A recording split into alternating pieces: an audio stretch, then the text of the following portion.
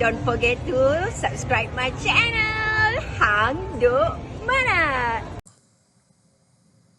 Assalamualaikum, selamat datang lagi ke channel Hang Duk Mana. Mari kita dengar respon Iswardi Mohni terhadap isu PN Selangor kutuk tindakan adun selat kelang songkong MB Selangor. Saya baca detail sikit. Pengurusi PN Selangor, Datuk Seri Muhammad Azmin Ali menyifatkan tindakan Abdul Rashid itu sebagai satu pengkhianatan. Ahli Dewan Negeri Perikatan Nasional PM mengutuk sekeras-kerasnya tindakan diambil adun selat kelang. Ini satu tindakan khianat dan tidak bertanggungjawab kepada mandat diberikan rakyat. Okey, mari tengok respon dari Iswardi Mohni. Dia akan letak komen macam biasa. Hari ini semalam adun Selat Kelang adun Selangor telah bersatu, telah menyatakan sokongan kepada Menteri Besar Selangor. Azmin tak puas hati. Azmin kan Ketua Pembangkang Selangor. Tak puas hati dia. Azmin pun menyebut PN Selangor kutuk tindakan adun Selat Kelang sokong MB. Bukan Kelang Selat, Selat Kelang. Perikatan Nasional Selangor mengutuk sekeras-kerasnya tindakan Ahli Dewan Undangan Negeri Selat Kelang Datuk Abdul Rashid Ash'ari yang mengisytiharkan sokongan kepada Menteri Besar Datuk Amiruddin. Pengerusi PN Azmin Ali menyifatkan tindakan Rashid itu sebagai pengkhianatan, tuan-tuan. Sebagai pengkhianatan. Khianati berjanji padaku. Ahli Dewan Negeri Perikatan Nasional mengutuk sekeras-kerasnya tindakan diambil adun Selat Kelang itu.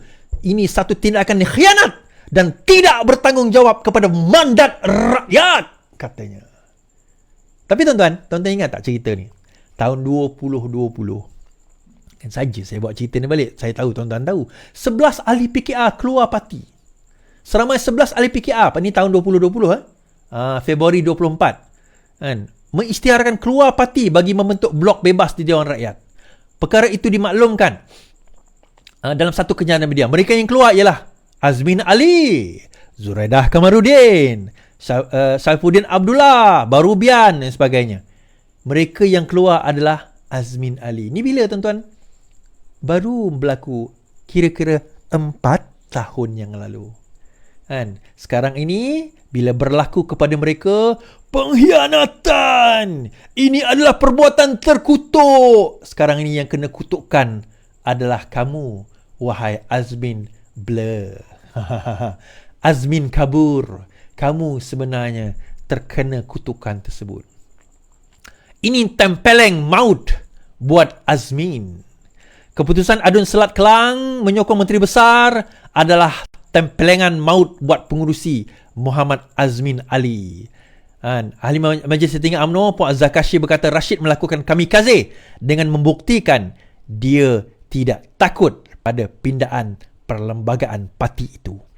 Jika benar, ada 5 lagi yang bakal melompat mengikuti jejak Rashid bermakna Azmin Ali tidak solid di Selangor.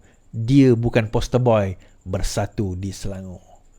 Dan ura-ura sekarang ini sudah menyatakan bahawa PAS berminat untuk mengambil alih jawatan Ketua Pembangkang di Selangor, mengambil alih daripada Azmin Ali. Akhirnya tuan-tuan, pengkhianat akan dikhianati.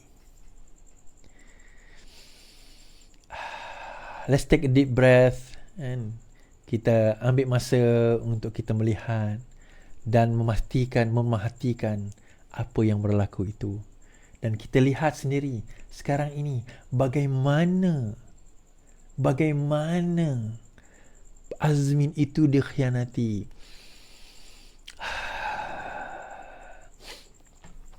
Yalah, sekarang saya kata, saya dan tuan-tuan lah, bukan saya saja, tuan-tuan sendiri pun kita melalui zaman pengkhianatan tu kan. Kita melalui zaman Sheraton. Ingat lagi saya dekat Eastin Hotel, berhari-hari bermalam berkampung di situ, menunggu tukar tak tukar kerajaan.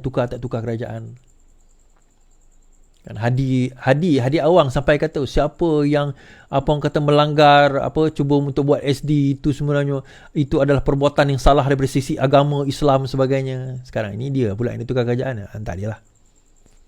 But point is saya berpegang kepada ayat Quran bahawa pengkhianat ni pengkhianat ni dia akan dapat balasan bukan setakat di akhirat, tuan-tuan. Di dunia pun dia akan dapat balasan kerana dia khianat pada agama dia. Sebab itu antara sifat orang munafik. Saya bukan kata orang PAS ni munafik ataupun Azmin Ali ni munafik. Cuma saya terangkan sifat orang munafik. Salah satunya, dia diberi amanah, lepas itu dia khianat. Benda ni je. Hari ini di rumah ibu bapa Nga Koming, nota jangan cabar Islam ditabur di rumah ibu bapa Nga. Salinan nota bertulis tangan memberi amaran Menteri Perumahan jangan cabar Islam bertaburan di luar kepimpinan di kediaman ibu bapa Aiwata Perak. Ibunya membuat laporan polis. Menurut Sinchu Delhi yang berada di Hong Kong, atasan rasmi berkata dia akan menyerahkan perkara itu. Nga yang berada di Hong Kong dia akan serahkan kepada polis.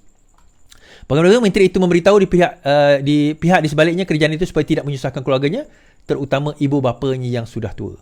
Sebelum ini bom molotov dilemparkan ke rumah sepupunya ahli parlimen Beruas Ngeh Koham yang juga terletak di air tawar. Tuan-tuan, ini adalah perbuatan siapa, tuan? Perbuatan Khawarij. Orang Khawarij je yang buat macam ni. Khawarij ni siapa is? Khawarij ni adalah pelampau di dalam agama. Di dalam sejarah, puak Khawarij ni membunuh sahabat Rasulullah kerana perbezaan politik je. Dia berbeza politik tapi sampai sanggup menumpahkan darah. Bagi saya perkara ini tak boleh dipandang ringan. Perkara ini tak boleh dipandang ringan, tuan-tuan. Puak-puak Khawarij ni, dia orang ni akan satu hari nanti meledakkan pelampau-pelampau agama yang bakal jadi teroris. Saya tak nak sebut ada beberapa daripada Kelantan tu yang pernah menjadi teroris. Menjadi buruan antarabangsa. Saya tak nak sebut nama je. Kan? Menjadi teroris. Kerana apa? Kerana cara fikir mereka tentang agama itu adalah cara fikir yang sangat salah. Dan saya bawakan tuan-tuan, ni, di Perlis. Cara fikir macam ni datang daripada siapa? Kan? Cara fikir sebegini sebenarnya datang daripada siapa? Menyesatkan, mengkafirkan orang yang berbeza pendapat dengan kita daripada apa orang kata, bila dia berbeza pendapat sahaja, oh dia kafir. Daripada segi politiknya berbeza pendapat, dia kafir. Daripada segi fik dia berbeza pendapat, dia kafir, dia sesat. Ini yang menjadi masalah kita ni, tuan-tuan. Kita bukan fikir tentang kemajuan, kita fikir macam mana nak sesatkan orang. Kita bukan berfikir tentang dakwah, kita fikir macam mana nak kafirkan orang. Kita bukan berfikir macam mana nak memasukkan orang dalam syurga, kita lebih fokus macam mana nak memasukkan orang dalam neraka. Ini Wahabi, sesat, Rora, Maza ikut pembunuh, Raja Perlis penyesat umat Islam. Raja Perlis bukan cucu Rasulullah, mana bukti? Raja Wahabi sesat. So Muhammad itu hari ini raja penjual ketam. Saya baca macam penjual ketum. Direman 3 hari didakwa hina Raja Perlis. Kau punya sembang, aku cabar Raja Perlis kepala Wahabi Malaysia lawan NAS dengan aku. Tu pun kalau beranilah. Baru kena tahan reman, tutup muka. Apa hal bai? Kan? Baru tahan reman, tutup muka macam tu. Apa hal? Kan? Apa hal? Tak. Mana datang pelampau agama ni, tuan-tuan? Datangnya apabila mereka ini berfikir dalam kerangka yang sempit dan melihat bahawa inilah agama. Seolah-olah agama itu ada satu boundaries dan itu saja agama, inilah saja Islam. Keluasan pemikiran dan kefahaman mereka tentang fiqh itu sangat jauh. Kalau kita faham fiqh, tuan-tuan, fiqh, ilmu fiqh, kita akan faham betapa luasnya sebenarnya Islam ini dan betapa keluasan itu boleh menjadikan kita bangsa dan agama yang sangat maju. Malah surah pertama yang diturunkan kepada Rasulullah SAW adalah Iqra' bismi rabbikal ladzi khalaq. Bacalah. Baca Iqra', baca. Allah suruh kita, Nabi Muhammad bagi tahu kepada umat dia, rajin-rajinlah membaca. Tuan-tuan, bila kali terakhir kita beli buku ni? Semalam saya beli. Kan? Economics 11 Economics, kemudian Taking Points. Ben Gleason dan juga David Gorel. Saya nak baca tentang economics. You see, why is this happening in this country? Dan kalau kita terus allow benda ini berlaku, tuan-tuan, kita sekarang ini akan memantul dan memandulkan pemikiran umat Islam kita. Kita akan jadi bangsa yang lemah, bangsa yang berbunuh sesama sendiri, bangsa yang berpecah belah. Tuan-tuan, bukan sedikit kita ada forum buat live TikTok lah apa. Kenapa orang Melayu ni tidak bersatu? Oh, sebab kita berpecah dalam politik. Sebab kita berpecah dalam mazhab. Kita berpecah Wahabi, Salafi, Asy'ari. Bukan itu sebenarnya. Manusia ini akan sentiasa berbeza pendapat. Even nak sokong pasukan bola mana pun, kita akan berbeza pendapat.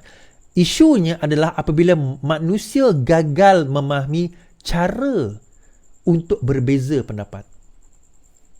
Yang itu, metodologi asas kepada agama adalah bagaimana kita manage, maknanya kita mengurus perbezaan pendapat. Kalau kita faham mengurus perbezaan pendapat, kita sebenarnya tak berpecah pun. Kita akan faham semua di kalangan kita ni akan ada perbezaan-perbezaan pendapat. Dalam agama pun kita ada perbezaan pendapat kita. Tuan-tuan, nak makan kat mana pun tuan-tuan boleh berbeza pendapat.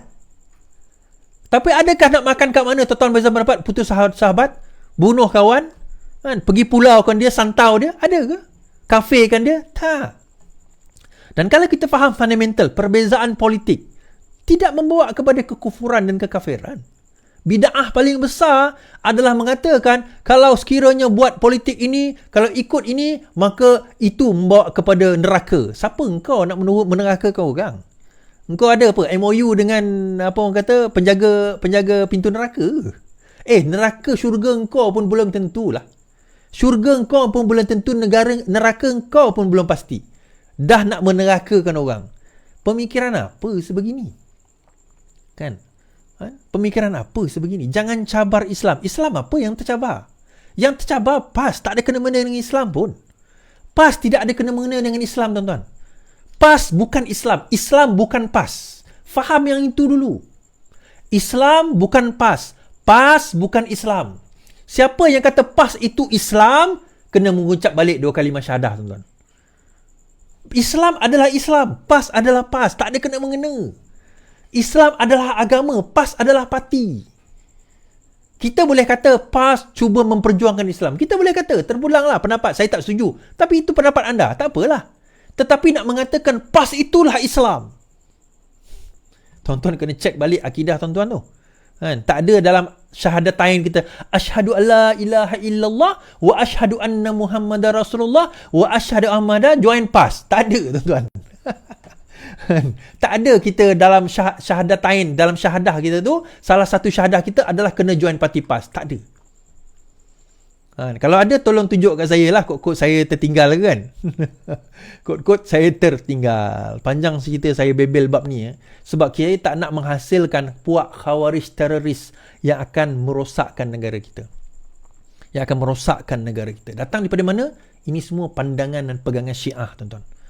Syiah ni, walaupun ada orang warning saya, jangan sebut pasal Syiah sangat. Tak, saya sebut. Syiah inilah yang akan merosakkan Ahli Sunnah wal Jamaah, dan Syiah di dalam PAS sekarang ini yang memecah belahkan kita. Percayalah. Kan, mereka sekarang ini dok menyucuk jarum untuk memastikan Ahli Sunnah wal Jamaah dok berpecah sama sendiri. Kita saya baca detail lagi. Muhammad Azmin yang juga Adun Hulu Kelang ditemui pemberita di bangunan Dewan Undangan Negeri Dun selepas berakhir sidang Dun Selangor di sini pada Rabu. Dalam pada itu, Muhammad Azmin memaklumkan tindakan seterusnya terhadap Abdul Rashid akan dilakukan dengan mengikut peruntukan undang-undang yang ada dalam perlembagaan parti. Proses ini akan kita lalui untuk berlaku adil kepada semua pihak, dan sekiranya beliau tidak terlibat, alhamdulillah, tapi tampillah untuk memberikan penjelasan. Kira tuan, itulah dulu dia orang ni duk kianat kat PKR, sekarang dia kena kianat balik. Itulah balasannya.